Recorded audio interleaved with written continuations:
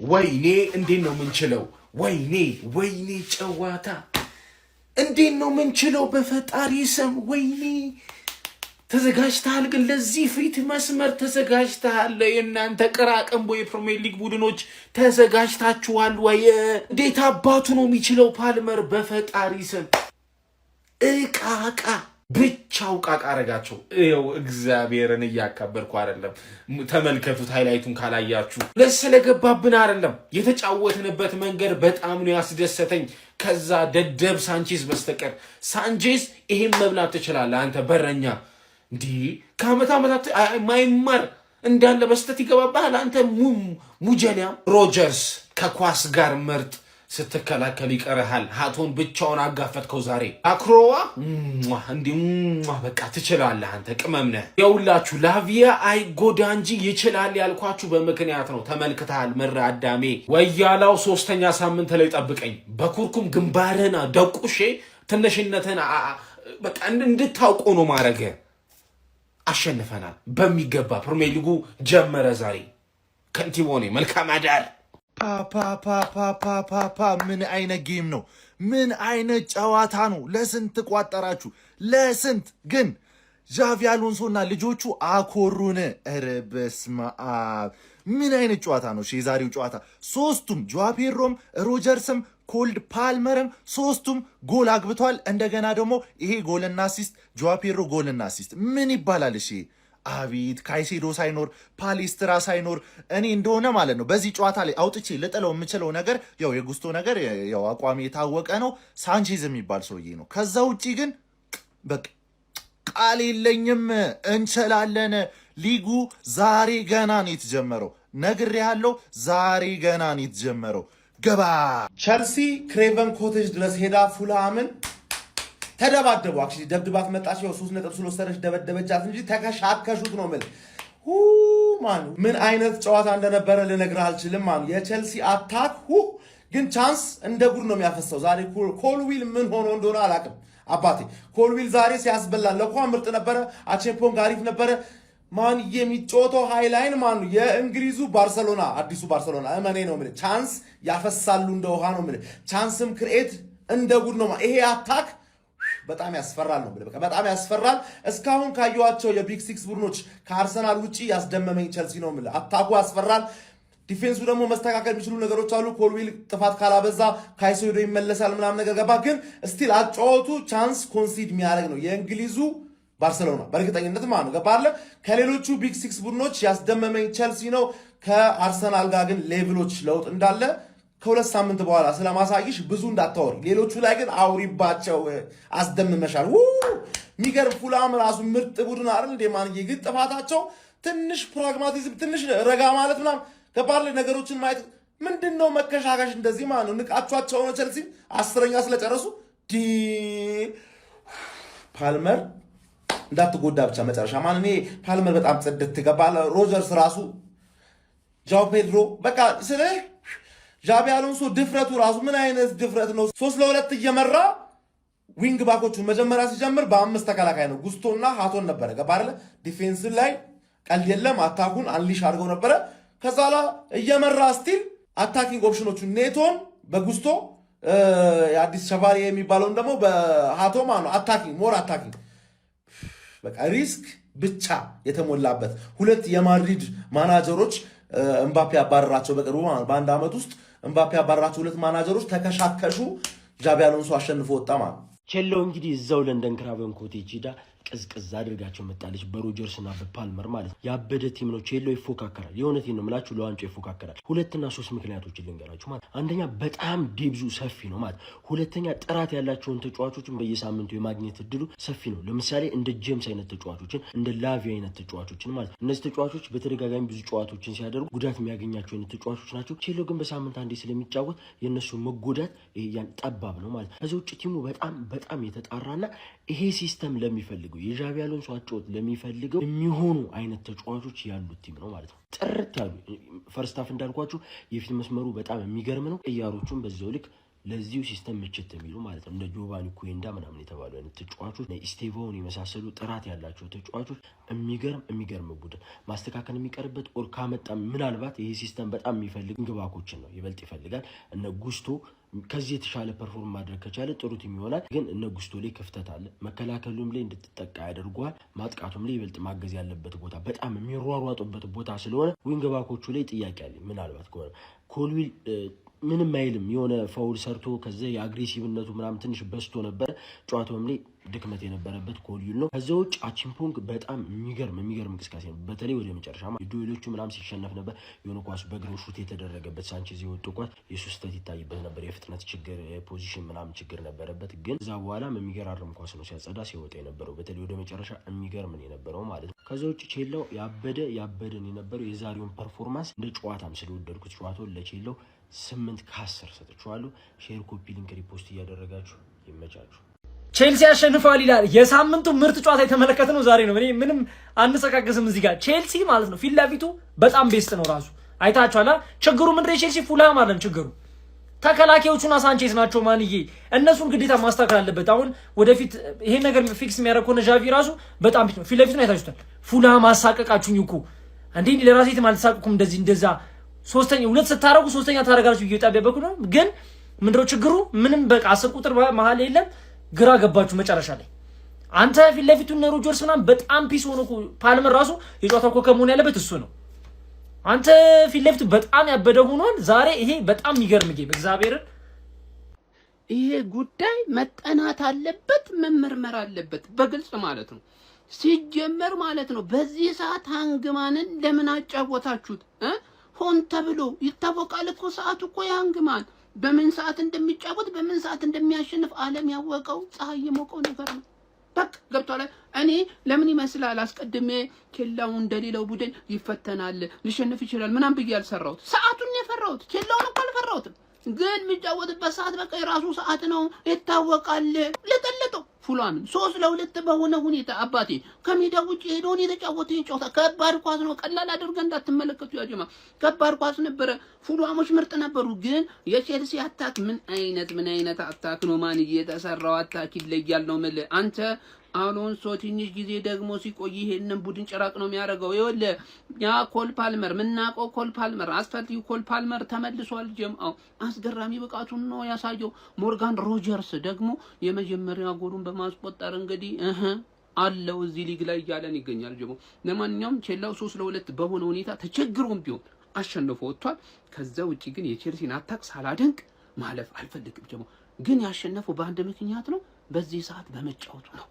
በቃ ይሄማ የሆነ ደባለ የሆነ ሴራለ እሱን አጣርቼ መመለስ ይሆናል። ማን በጣም ይበርዳል ዛሬ። ብርዱ ከባድ ነው። ብርዱ ከባድ ነው። የመጀመሪያ ጨዋታ 3-0 በጠብቀ ነበር። ከባድ የለም። ይሄ ድሮ ቀረኩ። እሱን ጨርሳል። እሱ ቻፕተር አልቋል ብዬሃለሁ እኮ አልሰማኝም እንጂ ያንን ቻፕተር ዘግተን ወደ ዊን ቻፕተር ተመልሰናል። አንድ ያስቸገረኝ ሳንቼዝ ነው። እሱን ገለውና ወደ ሰላም ወደ ጤናችን እንመለሳለን ማለት ጽድት ያለ እኔ ምን አገባኝ። ጎል ገብቷል፣ ኦፍ ኮርስ ገብቷል። ምን አገባኝ የምፈልገው 3 ነጥብ አግኝቼዋለሁ። ገብቷል 3 ነጥብ ገባና ወጣው። ቢቀዘቀዝም 3 ነጥቡ ገብቷል ነው። ብራቮ ቼላው ወንድም ጥላ፣ ብራቮ ቼል።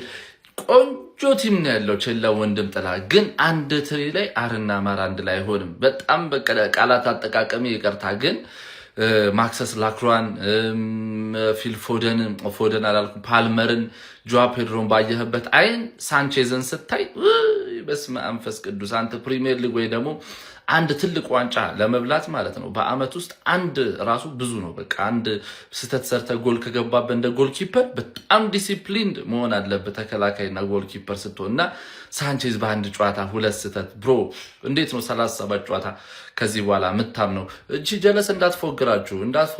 በነገራችን ላይ በጣም ቼልሲ ሌላው ችግሩ በቀኝ መስመር ያደላል። በቃ በጣም እነ ፓልመር ብቻ ነው የሚጫወቱት። ጭራሽ ጨዋታው ላይ የለም ጎል አገባ እንጂ የ130 አቀርታ እንደ የ50 ሚሊዮን ዴሊቨር ቢያደርግ አሪፍ ይመስለኛል። ሌላው ስለ ማክሰስ ላክሯውተን አሪፍ ነው። እና ማን ነው ስሙ ኮልዊን እና ቺምፖንግ አሪፍ ናቸው፣ ግን ትንሽ እነሱም ዲሲፕሊን በጣም ፋውላቸው አብሶ የኮልዊን ፋውል በጣም ያስፈራል። ሚዱም ቆንጆ ነው፣ ግን ቴምፖ ዲክቴት የሚያደርግ ሰው በላቪያ እና በጀምስ አያዛልቅም። ኢንዞ ወይ መቆየት አለበት ወይ የእሱን አይነት ተጫዋች መምጣት መቻል አለበት። ቲምፖ ዲክቴት መደረግ አለበት። ከፊት ለፊት ጆዋ ፔድሮ፣ ፓልመር በጣም ነው የሚያምረው።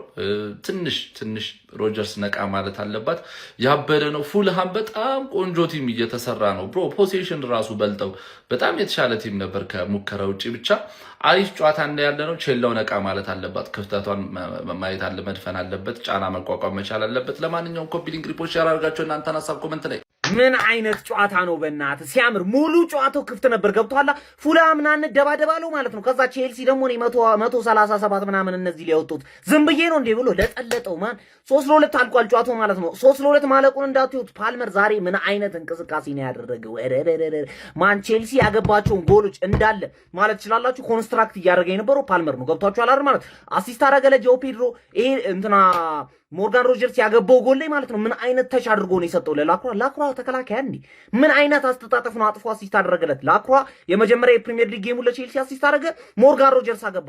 ፈራሚዎቹ እየሰሩለት ነው ማን። ምን አይነት አጨውት ነው የሚጮተው ጃቢ አሎንሶ ማለት ነው። ገብቷችኋል 3-4-3 ትንሽ ሊያሰጋው ይችላል ማለት ነው። ገብቷችኋል። ምክንያቱም ጨዋታው ሊያልቅ ሲል አይታችሁት ከሆነ ሎንግ ቦል ዝም ብለው እየተጮቱበት ነበር፣ ግን የሚያምር ሪዛልት ነው። ገብቷችኋል 3-2 ማለት ግን ፉልሃም ጋር እንደዚህ ግብ ተገቢ ነው ወይ? አሁን እንደ አርሰናል ደጋፊነቴ ነው የምጠይቀው አይደለም እንዴ? 2 ጎል እንዴት ይገባባል? ግን አሪፍ ጨዋታ ነው ያየ ነው። ኮል ፓልመር ኢዝ ባክ አባቴ። ሃንግማን ማለት ነው። ሐሳቤን አስቀይረሽኛል። 8ኛ ትጨርሻለሽ ብዬ ገምቼ ነበረ። ቶፕ 4 ትገቢያለሽ ሃንግማን። ብቻ ተከላካይሽ ግን አያስተማመን። ወንፊት የሆነ በረኛለሽ፣ ወንፊት የሆኑ ተከላካዮች አሉሽ። ከዛ ውጪ ሞርጋን ሮጀርስ ጸዴ ፊርማ። ኮል ፓልመር ኢዝ ባክ። ኮልድ ፓልመር ኢዝ ባክ ጋይስ። ሃንግማን እንኳን ደስ አላችሁ። ጸዴ ጨዋታ አሳይታችሁናል። 3-2 ተጠናቋል። አዌይ ማች ደርቢ ነው። ሊያውም የመቻችሁ ወንድም ጥላችሁ ነበረ። 2ኛ ደረጃ ያስቀመጥኩት ይሆናል ብዬ ገመጥኩት። 1-3-4 ሳምንት እንየውና ይገለበጣል። ሃንግማን እንግዲህ የሚገርም ድል ያለሜዳዋ ተጉዛ ፉልሃምን ቀብረር አረገቻት 3-2 እና ባይዘዌ በጣም የሚገርም ጨዋታ ነበረ። ቼልሲ ያሸነፈው ዛሬ ያገኘውን እድል መጠቀሙ ነው። በእውነት ለመናገር ማለት ነው። የተገኘውን እድል ወደ ጎል ቀየሩት። ጀግና ጆዋ ፔድሮ፣ ሮጀርስ እና ፓልመር ይመቻችሁ። ቼልሲ የሚገርም ድል ፉልሃምን አሸንፏል። ፉልሃም በጣም ጠንካራ ነው ጋይስ። ፕሪሚየር ሊግ በጣም ከባድ መሆኑ የምታዩት ዛሬ ፉልሃም እንዴት እንደተጫወተ ይሁት። በጣም ጠንካራዎች ናቸው። በጣም እግዚአብሔርን ይምርኝ። ያውም ደግሞ ቼልሲ እነ ሞይሴስ ካንሴዶ ነው የሉም። ኢንዞ ፈርናንዴዝም በኋላ ነው የገባው። አጫዋቱ ራሱ ልቀቁኝ የሚል ይመስላል። ወደ ማንቸስተር ሲቲ መቀላቀሉ 100% ሳይሆን አይቀርም ጋይስ። እና ቼልሲ እንኳን ደስ አላችሁ ቼልሲ ደጋፊዎች፣ ኮንግራ 3 ነጥብን ቼልሲ በሚገርም ሁኔታ ፉልሃምን ማለት ነው ሜዳው ድረስ ሄዶ 3-2 በሆነ ውጤት ማሸነፍ ችሏል ማለት ነው። እንግዲህ አዲሱ ፈራሚያቸው ሞርጋን ሮጀርስም እጅግ በጣም እንግዲህ ቆንጆ የሚባል እንቅስቃሴ አድርጎ ጎልም ማስቆጠር ችሏል ማለት ነው። ከዛ በላይ ግን የቼልሲ ልብ ምት የነበረው ጉዳት ከመጣ በኋላ ሜዳ ውስጥ እንደ ጉድ ሲታይ ያልነበረው ኮል ፓልመር እጅግ በጣም አስደናቂ እንቅስቃሴ በዛሬው ጨዋታ ላይ ታይቶበታል። የአራዳ ልጆች ማለት ነው። ዣቪ አሎንሶ ቡድን እንግዲህ በመጀመሪያው ጨዋታ 3-2 በሆነ ውጤት ማሸነፍ ችሏል ማለት ነው። ነገር ግን ይህ ዝውውር ሳይጠናቀቅ በፊት ዣቪ አሎንሶ በረኛ ላይ መስራት የማይችል ከሆነ በሳንቼዝ መቀጠል እጅግ በጣም ከባድ ነው። የአራዳ ልጆች ማለት ነው። አያያዙ ወደ ቀኙን ወደ ግራ የሚያጋባ ጋቢ የቋጫ ሜዳ ውስጥ የሚጫወት እኮ ነው የሚመስለው። ግራ የሚያጋባ በረኛ ነው የአራዳ ልጅ። ምን አለፋ ነው ምን እዚህ ላይ በደንብ መስራት አለበት። ተከላካይ መጨመር መቻል አለበት ማለት ነው። የዣቪ አሎንሶ ቡድን ከሞላ ጎደል 3 ነጥቡን ይዞ መውጣቱ አሪፍ ሆኖ ሳለ ጥሩ ይመጣል። በኋላ ላይ ደግሞ ትንሽ ወደ ግራ ወደ ቀኝ ሲልም ትመለከታለህ ማለት ነው። ነገር ግን ፊት ለፊት ላይ ያሉት ተጫዋቾች እጅግ በጣም አስደናቂ ናቸው። ከዚህ ጋርም ተደርድሮላል ማለት ነው። የአራዳ ልጆች በጣም ልዩ ነበሩ ማለት ነው።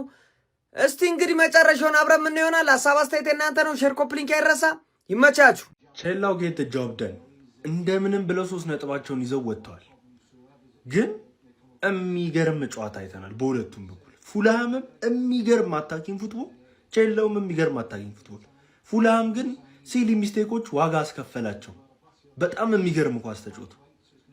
የቼልሲ ፋንስ ግን አሁን መደሰት ያለባቸው በምንድን ነው? ኮልድ ፓልመር ኢዝ ባክ ማን።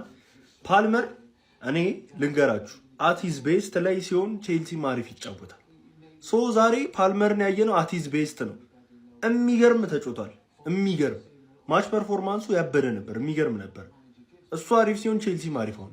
ዊዛውት ካይሴዶ እና ኤንዞ ነው የጀመሩት ጌሙን እና በጣም የሚገርም ነበር ለነሱ። በዛ ላይ ሞርጋን ሮጀርስ በመጀመሪያ ጨዋታው አስቆጥሯል። እኔ አልዋሻችሁም ሄቷች ለማድረግ ነበር የተቀመጡት።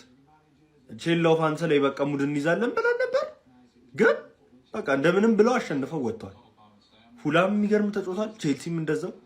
ግን ደግሞ ቼልሲ አሁንም ችግሩ ምንድነው? ያ ደነዝ ሳንቼዝ የተባለ ሰውዬ እስካለ ድረስ ለቼልሲ አሁንም ጠንቅ ነው። የመጀመሪያው ጎል ጭራሽ የማይገባ ነው። ሁለተኛው እንኳን ተፍቶት ነው እንበል ኳሱ ከባድ ነው በሚል ግን አሁንም ቼልሲ ዲፌንሱ ላይ ስህተት ይታያል፣ እንዲሁም ደግሞ በረኛው ላይ እንጂ ሌላው አሪፍ ነው። አታኩ ፍሮንት ስሪው ዛሬ የሚገርም ነበር። ጆ ፔድሮ በጣም የሚገርም ፐርፎርማንስን ያሳየው፣ አግብቷል፣ አሲስት አድርጓል።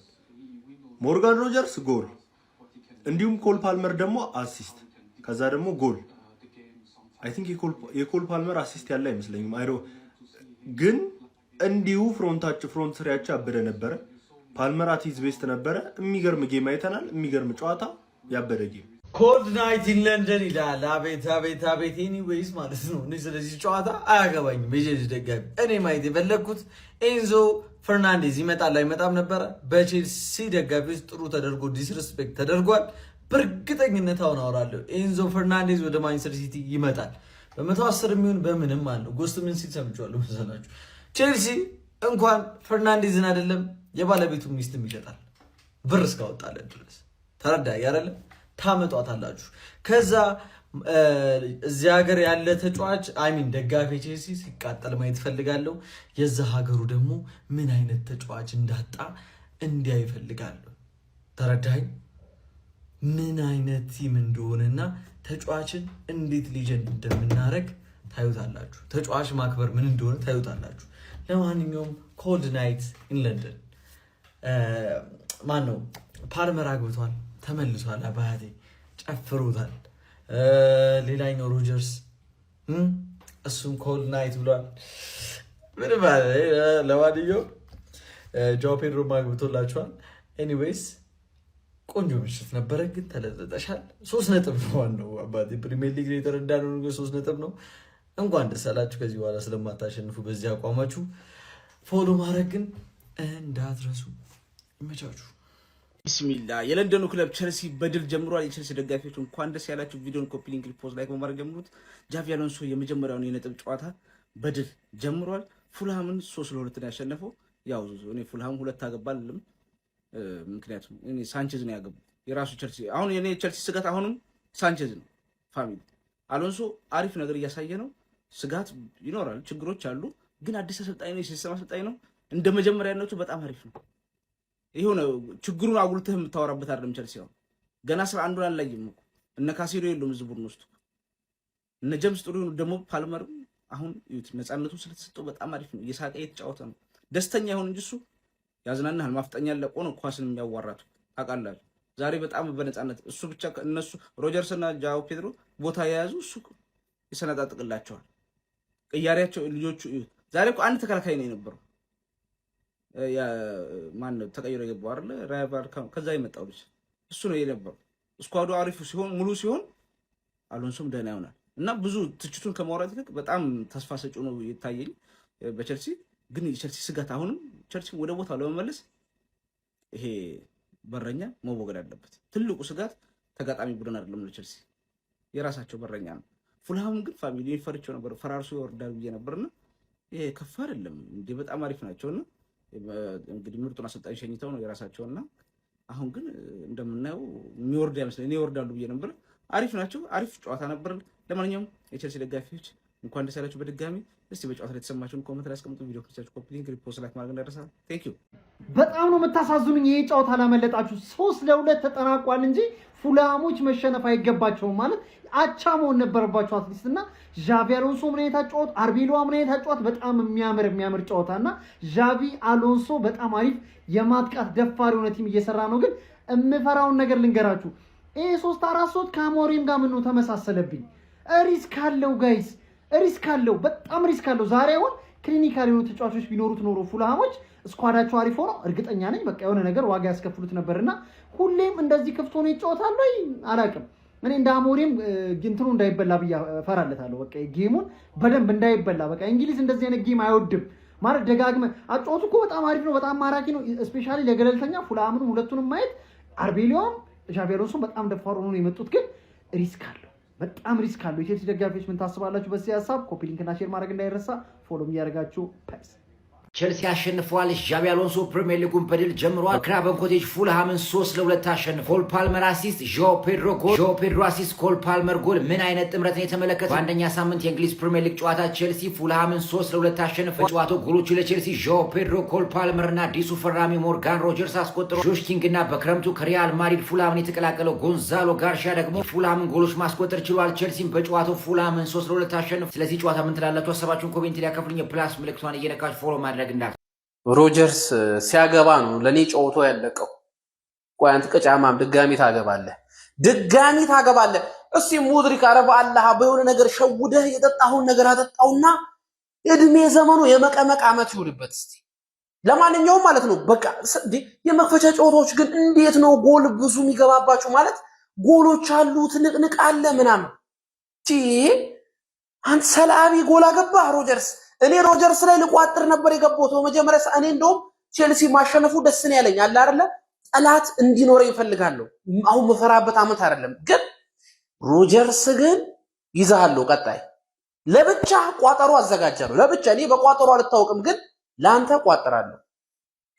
ዣቪ አሎንሶ የመጀመሪያ የፕሪሚየር ሊግ ጨዋታውን በአሰልጣኝነት ከቼልሲ ጋር በድል በመወጣት ጣፋጭ 3 ነጥብ ማስመዝገብ ችሏል። ወደ ክራቨን ኮቴጅ የተጓዙት ቼልሲዎች እንግዲህ በምዕራብ ለንደን ደርቢ 3-2 ፉልሃምን ማሸነፍ ችሏል። ቆንጆ ጌም ነበር የተመለከትነው። ቼልሲዎች በዚህ ጨዋታ ላይ ገና ጨዋታው እንደተጀመረ በ31 ሰከንድ ውስጥ ነበር ጃኦ ፔድሮ ጎሎችን ማስቆጠር ችሎ የነበረው። 1-0 ሲመሩ ከቆዩ በኋላ ፉልሃሞች 22ኛው ደቂቃ ላይ በኪንግ አማካኝነት ጎል አስቆጥሮ 1-1 ማድረግ ችሎ ነበረ። ከዛ በኋላ ግን ቼልሲዎች መልሰው 41 እና 49ኛው ደቂቃ ላይ በሞርጋን ሮጀርስ እንዲሁም በፓልመር አማካኝነት ጎል አስቆጥረው 3-1 ማድረግ ችሎ ነበር። ከዛ በኋላ ጫና ፈጥሮ መጫወት የቻሉት ፉልሃሞች ደግሞ በጋርሻ አማካኝነት በአዲሱ ፈራሚ አጥቂያቸው አማካኝነት 54ኛው ደቂቃ ላይ ተጨማሪ ጎል ማስቆጠር ቢችሉም ጨዋታው በዛው 3-2 ውጤት በቼልሲ አሸናፊነት ተጠናቋል ማለት ነው። በዚህ ጨዋታ ላይ አዳዲስ ፈራሚዎች ጎልና አሲስት ሲያደርጉ የተመለከትንበት ነበር። በቼልሲ በኩል እንግዲህ አዲሱ ፈራሚ ሆኖ ተከላካዩ ላክሮዋ አሲስት ማድረግ ችሎ ነበረ። እንዲሁም ደግሞ ሞርጋን ሮጀርስ ጎል ማስቆጠር ችሎ ነበር። ኮል ፓልመር የሚገርም ፐርፎርማንስ ነበረው። አንድ ጎልና አንድ አሲስትን በስሙ ማስመዝገብ ችሎ ነበረ። በፉልሃም በኩልም አዲሱ ጋርሻ ማስቆጠር ችሎ ነበረ። በጨዋታው ላይም እንግዲህ በጣም ጥሩ ፉክክር ተመልክተን ነበረ። የቼልሲው ግብ ጠባቂ ሳንቼዝ ግን ግራም ያጋባ ግብ ጠባቂ ነው። የመጀመሪያው ኪንግ ጎል የተቆጠረበት መንገድ ከአንድ ፕሮፌሽናል ግብ ጠባቂ የምጠብቀው አይነት ጎል ኪፒንግ አልነበረም። በጣም በቃ የተመታበት ኳሱ አቅጣጫውን መገመት ቀላል ነበር፣ ደርሶበት ነበረ። ሹቱ እንኳን ሃርድ ነው እንዳትል የሆነ አላረል ለግብ ጠባቂዎች ቦታውን ከደረሱበት ከባድ የምትለው አይነት ሹት አይደለምና ግራም ያጋባ አይነት ግብ ጠባቂ ሆኖ ነው ያገኘው። ዘንድሮም በሱ ምክንያት ቼልሲ ብዙ ነጥቦችን ሊያጣ እንደሚችል ፍንጭ የሰጠ እንቅስቃሴ ነበር ያስመለከታል። ለማንኛውም ቼልሲ ግን ጣፋጭ 3 ነጥብ በማግኘት ፕሪሚየር ሊጉ መጀመር ችሏል። ስለዚህ ጨዋታ እናንተም ትላላችሁ፣ ሀሳባችሁን አጋሩ። የፕላስ ምልክቱ መጫ እንዳትረሱ። ሌላው የ2026-27 የዋንጫው ባለቤት ይላል ወስደ ግልብን ያረክልን በጣም ደስ ብሎኛል። እኔ በአሁኑ ካንተ ጎን ነኝ ቼላው፣ እስከ ጥልቁ ድረስ አብሬ ይወርዳለሁ። ለማንኛውም ወንድም ጥላ ይመች። እንዴት አባቱ ነው ግን ጋይስ ከኳስ ጋር ማታ ማታ ደስ የሚለው? ለካ እስከዛሬ ድረስ ፕሪሚየር ሊጉ እስኪጀምር ድረስ ተበድለን ነበረ።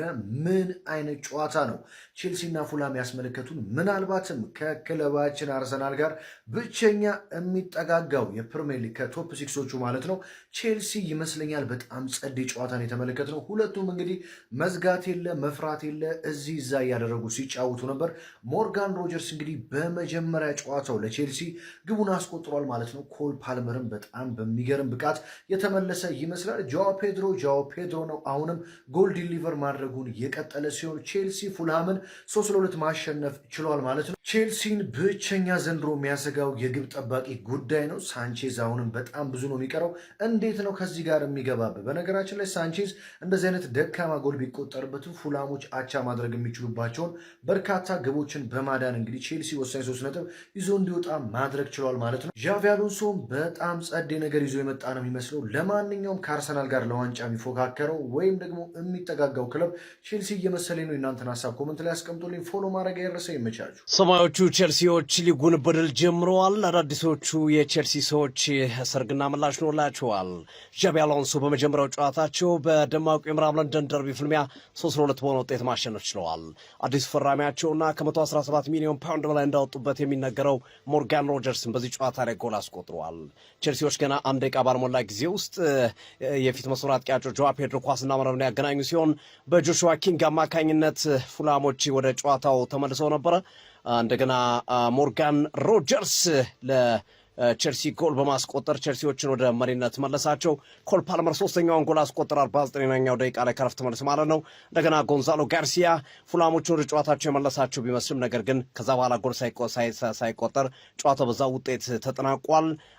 ቼልሲም እንግዲህ በመጀመሪያ ጨዋታ 3 ነጥብ ማሳካት የቻሉበት ውጤት አስመዝግቧል። ሁለቱ የቀድሞ የሪያል ማድሪድ አሰልጣኞች አልቫሮ አርበሎዋና እንደዚሁም ዣቢ አሎንሶ የተገናኙበት ጨዋታ ነበረ። ዣቢ አሎንሶ በድል ተወጥቶታል የመጀመሪያውን ጨዋታ። በቀጣይ ሳምንት በስታንፎርድ ብሪጅ ከብራይተን ጋር ጨዋታቸውን የሚያደርጉ ይሆናል። በጨዋታው ላይ ከሲቲ ጋር ስሙ እየተያዘ የሚገኘው ኢንዞ ፈርናንዴዝም ተቀይሮ ገብቶ ተጫውቷል። በከፍተኛ ሁኔታ ሲጮህበት ነበር ተጫዋቹ ላይ። ምክንያቱም እንደተጠቀሰው ከሆነ በእንግሊዝና የአርጀንቲና ብሔራዊ ቡድን ጨዋታ ላይ እንግሊዝን አርጀንቲና ካሸነፈች በኋላ ከልክ ያለፈ ደስታ አገላለጽ ገልጿል በሚል እንግሊዞች ቂም ስለያዙበት ነው የፉላም ደጋፊዎች በስፋት ሲጮሁበት፣ ኳስ በያዘ ቁጥር ሲጮሁበት የተሰማው።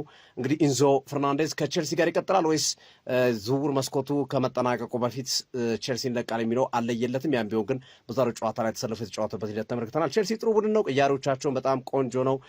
ዴብዙም ጥልቀቱም በጣም አሪፍ ይመስላል። የቼልሲ አጀማመር በነጥብ መታጀቡና 3 ነጥብ ማሳካታቸው ደግሞ አሪፍ ሆኗል። ከቶፕ 6 ቡድኖች መካከል ቼልሲ፣ አርሰናልና እንደዚሁም ደግሞ ሲቲ በድል ሲጀምሩ ማንቸስተር ዩናይትድ እና ቶተናም ተሸንፈዋል። ሊቨርፑል ነጥብ ጥሯል። ቀጣዩ ሳምንት ምን ያሳየን ይሆን? አብረን እናያለን። ቼልሲ እንዴት አገኛችሁት? ሀሳብ ስጡበት። የፕላስ ምልክቱ በመጫን ፎሎ አድርጉ። ይመቻችሁ። መልካም አዳር። ቼላ ወንድም ጥላ ፉላምን 3-2 ተሸንፏል። አረ ሮጀርስ ወያለው አመለጠ። ምን አይነት ተጫዋች ነው?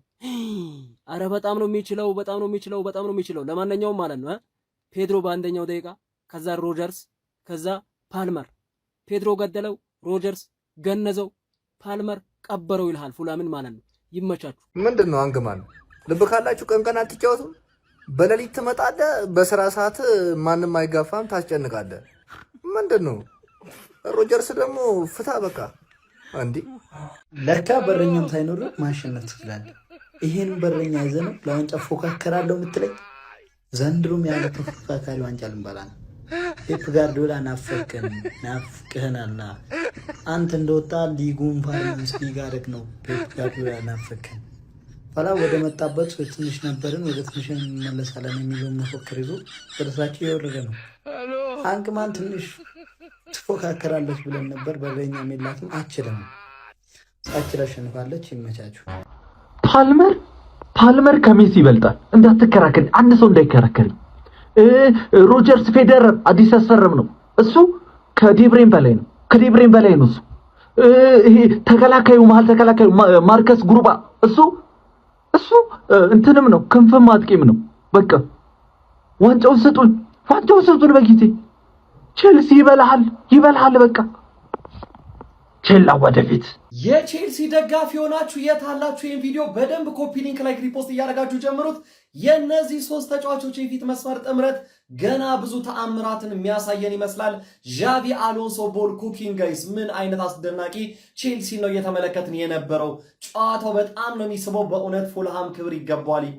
ምንም ከቼልሲ በማይተናነስ መልኩ ጨዋታው ላይ በጣም ምርጥ ብቃታቸውን አሳይተዋል። 3-2 ያለቀው የቼልሲ እና የፉልሃም የመጀመሪያ ሳምንት የመጨረሻው መርሃ ግብር እጅግ አስደናቂ፣ ለማየት የሚያጓጓ ጨዋታን የነበረው። 3ቱ የፊት መስመር ተጫዋቾች በቼልሲ በኩል 3ቱም ጎል አስቆጥሯል። ሁለቱ ደግሞ ለጎሎቹ መገኘት አሲስት ማድረግ ችሏል። ጆ ፔድሮ። ኮል ፓልመር ኢዝ ባክ ጋይዝ። በቃ ኮል ፓልመር ካቻምና የምናውቀው ኮል ፓልመር በሙሉ የራስ መተማመን ተመልሷል ለማለት የሚያስደፍር ነበረ። ጆ ፔድሮ ነው፣ ቃላት የለኝም እኔ። ደሞስት አንደርሬትድ ስትራይከር ኢን ደ ሊግ። ፉልሃም ግን ጋይዝ ጎንዛሎ ጋርሻ በጣም ምርጥ ነበረ። ካርሎን ባሲ በጣም ጥሩ የሚባል ብቃታቸውን ሲያሳዩ አምሽቷል። ለቼልሲ ፈታኝ ቡድን ነበሩ። ቼልሲዎች ደግሞ ሶስተኛውን ጎል እስከሚያስቆጥሩ ድረስ በጣም የተሻለው ቡድን ነበሩ። እውነት ለመናገር ፉልሃም ግን ጨዋታውን 3-2 ካደረገ በኋላ ወደ ጨዋታው ለመመለስና ብዙ ፈተናዎችን ሲጋርጥ ነበረ። በፉልሃም በኩል መነሳት ያለበት ጆሹዋ ኪንግ የሚባለው የ19 ዓመት አዲሱ የክንፍ አጥቂ በጣም አስጨናቂ ያስቆጠረው ጎል በእርግጥ የሮበርት ሳንቼዝ እኔ በሮበርት ሳንቼዝ ተስፋ ቆርጫለሁ ጋይስ። ቼልሲ ሌላ ምርጥ ግብ ጠባቂ ያስፈልገዋል። ነገር ግን ልጁ የግል ብቃቱን በደንብ አድርጎ ሲያሳይ ነበር። በቼልሲ በኩል ሌላ መደነቅ ያለበት ሪስ ጄምስ፣ በቃ ሪስ ጄምስ ሁሌም ሪስ ጄምስ ነው። መሀል አማካይ ቦታ ላይ ደግሞ የራሱ ስፍራ እያደረገው ነው። ጃረን ሃቶ ደግሞ ዘንድሮ አመቱ ይመስላል ለዚህ ሲስተም በጣም ተስማሚ ይመስላል። የግራ ኮሪደሩን በጣም ጥሩ ነበረ። በተለይ ፈርስት ሃፍ በጣም ተቆጣጥሮት ነበረ። ለማንኛውም ዣቪ አሎንሶ ሬኔሰንስ በቼልሲ ቤት እየተመለከተ እንገኛለን። በጣም ሳቢ ነው። በተለይ ሲያጠቁ ደግሞ ይበልጥ ለሲስተሙ የበለጠ የተዋሃዱ ይመስላሉ። ትንሽ ከኳስ ውጪ በተለይ በመከላከሉ ረገድ ስራ ይጠብቀዋል ቼልሲ። ነገር ግን በጣም ድንቅ ቡድንን ተመልክተናል። ምርጥ ጨዋታ፣ ፉልሃምም ክሬዲት ይገባዋል ብያለሁ። ለማንኛውም ስለዚህ አስደናቂ ጨዋታ ስለ ቼልሲ ብቃት ምን ትላላችሁ? ሀሳብ አስተያየታችሁን ኮሜንት ሴክሽን ላይ አጋሩኝ። ሜዳ ስፖርትን ፎሎ ማድረግ እንዳትረሱ። ምን አይነት ጌም ነው ጋይስ? በጣም ያበደ ጌም። ማች ዊክ 1 የእንግሊዝ ፕሪሚየር ሊግ የመጀመሪያው ሳምንት በርካታ ጎል የተቆጠረበት በርካታ ሙከራዎችን ያየንበት መርሃ ግብር ሆኗል። 32 ሙከራ በአጠቃላይ በጨዋታው አይተናል። 12 ኦን ታርጌት ናቸው። እሱንም እኩል የተከፋፈሉት ምን ያክል ኮምፒቲቲቭ እንደነበረ ይሄ ጌም ለመናገር ያክል ማለት ነው። 6 ሙከራ በቼልሲ በኩል 6 ሙከራ በፉላም በኩል 2ቱን ወደ ጎል ቀይረውታል። ቼልሲ በኩል ከ6ቱ ወደ 3ቱን ወደ ጎል ቀይረውታል ማለት ነው። በጣም ኢፌክቲቭ ጌም ፕሌይ ነው። የዣቪ አሎንሶ ቦል 3-4-2-1 ይሄ ኢንሳይድ ፎርዋርዶች በተለይ ከሞርጋን ሮጀርስ እና ኮል ፓልመር ጋር በተያዘ ከአጥቂ ጀርባ ያለውን ቦታ እንዴት ኦፕሬት እንደሚያደርጉት በተለይ ፓልመር በጣም ሻርፕ ነበር። በጣም አስፈሪውን ፓልመር ዲስ ሲዝን ልንመለከት እንችላለን። ጭራሽ እያረፈ በሳምንት አንዴ የሚጫወትበት መንገድ ከተዘረጋለት ለሱ በጣም አመቺ ነው ብዬ አስባለሁ። በጣም አሪፍ እንቅስቃሴ ነው። በአጠቃላይ ሁለቱም ቲሞች ያየነው የፉላም ሬንሌንትለስ በጣም ተስፋ ያለ መቁረጥ ስሜት፣ ሁለቱም ደግሞ 3-4-2-1 ያጫወት መንገድ መከተላቸው። ሁለቱም ስፔን አሰልጣኞች ናቸው። ባይዘው አሎንሶና እንትና አርቤላዋ ያው በማድሪድም ተጫውተዋል። ያው ከ200 በላይ ጌሞች አንድ ላይ እንደተጫወቱ ነው ቁጥሮች የሚናገሩት። ግን ያ የማይረሳው የቪንሴንት ዴል ቦስኬ ስብስብ ከላፉሪያ ሮሃ ጋር በተያዘ የስፔን ብሔራዊ ቡድን 2008፣ 2010 እና 2012 አንድ የዓለም ዋንጫና 2 የአውሮፓ ዋንጫ ያሳካው ወርቃማ ስብስብ አባል የነበሩ ጓደኛሞችም ናቸውና ሲገናኙ ያው ሞቅ ያለ ሰላምታ የተለዋወጡት ከዛ ጋር በተያዘ ነው። አጫወት መንገዳቸውም 3-4-2-1 የጨዋታ ቅርጹ አንድ ነው።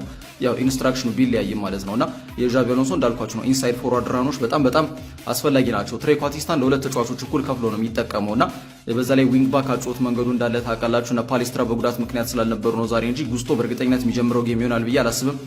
ከዛ ውጪ እኔ በጣም የገረሙኝ ሁለት ተጫዋቾች በቼልሲ በኩል ጃሬል ሃቶ በጣም እድገት ያየውበት ተጫዋች ነው። በፉላም በኩል ደግሞ ጆሽ ኪንግ በእርግጠኝነት ይሄ ፐርፎርማንስ የሚቀጥል ከሆነ በዚህ ዓመት ልክ እንደ ሃሪ ዊልሰን ሁሉ ይወጣል። ሃሪ ዊልሰን ወደ ትልቅ ክለብ ባይሆንም ሄደው ግን ጆሽ ኪንግ ገና በጣም ወጣት ተስፈኛ ወጣት ኮከብ ከመሆኑ ነታ ጋር በተያዘ ወደ ትልቅ ክለብ ማምራት የሚችልበት እድል ከፍተኛ ይመስለኛል። ኳስ ቁጥጥሩ ፉላም ጋር ነበር፣ ግን ቼልሲዎች በጣም ኢፌክቲቭ ነበር። ሙከራቸው ወይ ኦን ታርጌት ነው። ኦን ታርጌት ከመሆኑም አልፎ ደግሞ ወደ ጎል የሚቀየርበት እድል በጣም ከፍተኛ ነበርና በጣም የሚገርም ጌም ነው ያየነው ጋይስ። እውነቱን ለመናገር ከ535 ኳስ በላይ ተቀባብሏል ፉላሞች፣ ግን የግብ ዕድሎችን ለመፍጠር በጣም እየቸገራቸው ነበር። ምክንያቱም 3-4-3 ወይም 3-4-2-1 ባይ ዲፎልት ከኳስ ውጪ 5 ነው ማለት ነው። ገብቷችኋል? ያንን ክራክ ለማድረግ ትንሽ ይከብዳል። በተለይ ዊንግ ተጫዋቾች ወደኋላ ስለሚመለሱ የተከላካይ መስመሮችን ይበልጥ ያጠናክራል ተብሎ ይገምታል። ማክስዌል ላክሮix ሌላው የሚገርም ፐርፎርማንስ ያየውበት የቼልሲን የተከላካይ መስመር ይበልጥ ያረጋጋል ብዬ ማስበው እሱ ነው። ኮልዊል ትንሽ ይደነብራል። የሚሰራቸው ጥፋቶች ማሳያያ ነው። ሌላው ጉዳይ የግብ ጠባቂ ነው ሮበርት ሳንቼዝ። እኔ አንድሬ ኦናና ምንድነው እንደወረደ አይደል ያለው ክለብ ቀይሮ። እውነቴን እኮ ነው። ምንም እኮ አይለየውም እኮ ከሱ ምንም ቦታ የሚጠብቅበት መንገድ፣ ጨዋታ የሚያስጀምርበት መንገድ፣ ጌም ሪዲንጉ፣ ለቡድን አጋሮቹ አይቶ ኳስ የሚያቀብልበት መንገድ፣ ኢቨን በእግሩ እንኳን ምቾት አይሰማውም። ባይዘዌ ብዙ የማጥቃት እንቅስቃሴ ለማደራጀት ምቾት የሚሰማው አይነት ግብ ጠባቂ አይደለም። የቼልሲ አንድ ቀን ዝውውር መስኮት ምናልባት ሳይጠናቀቅ በፊት ማጠናከር አለባቸው ተብሎ ቢጠየቅ፣ ቢገመት፣ ቢታሰብ፣ ቢሄዱበት ግብ ጠባቂ ቢሆን የተሻለ ነው። ሮበርት ሳንቼዝ አያዛልቅም ጋይስ። የተቆጠረበት የጆሽ ኪንግ የመጀመሪያው ጎል በግልጽ ይናገራል። ሁለተኛው ጎል ራሱ የሚተፋ ኳስ አይደለም እኮ ካስታኘ ዊክ ፉት እኔ የሞከረው ቆሎ የሚደፋም አይደለም። እውነቴም ነው ቱ ቢ ኦነስት ማለት ነው። ያን ያክል በጣም ጠንካራ ምት አይደለም የተመታበት፣ ግን ተፋው ወደ ውስጥ ማለት ነው። እዛ ጎንዛሎ ጋርሻ የመጀመሪያ ጎሉን እንዲያስቆጥር ምክንያት ሆኗል። ኤኒዌይስ ሁለቱም ጎሎች ላይ የመጀመሪያው 100% የራሱ ነው። እንዴት እንደዛ ሾልኮ ይገባባቸዋል እንዴ?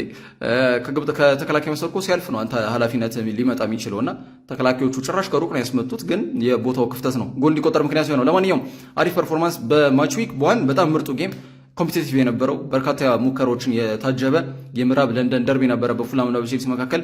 የዣቪ አሎንሶ ቦል ግን አስቡት፣ ተጫዋቾቹ ሲመጡ በደንብ ካይሴዶ ጋር አልተሰለፍም።